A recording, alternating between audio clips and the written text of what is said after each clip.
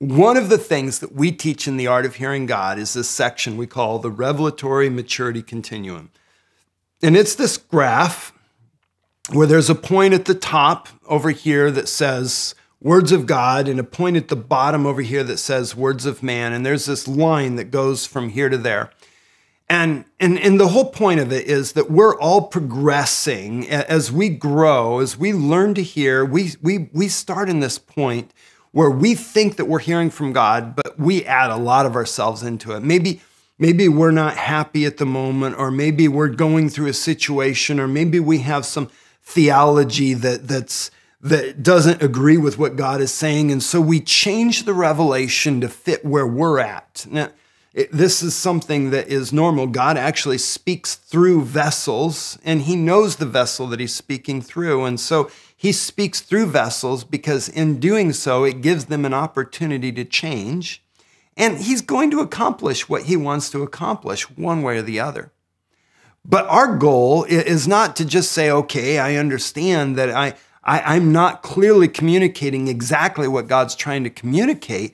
Our goal is to get to the point where we actually grow so that more of what we're saying really is what God wants us to say. There's a growth that happens, and that growth that happens, it comes through developing our character, it comes through developing intimacy with God, and it comes through developing our gifting, learning how it operates, learning when there's interpretation so that we actually give an interpretation. How do we interpret so that we give the right interpretation?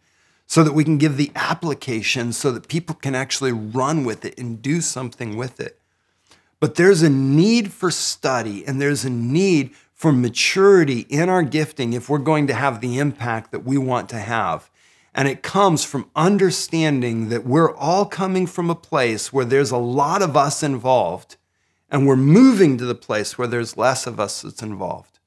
But one of the things that I love about that diagram that we use in the Art of Hearing God, even at the place of the most maturity, there's still an aspect. The line doesn't go right up to the corner. It actually comes slightly down because there's still a portion that is the words of man, even though there's significant portion is the words of God, because it always is going to come through us. It's going to come through our personality. It's going to come through the vessel that God uses us. See, our place is not to figure out how to get rid of the vessel. Our place is to figure out how to get the vessel to agree with the source. Because when that happens, impact comes, lives change, destinies shift, and we find ourselves in the middle of what God is doing as he brings heaven to earth.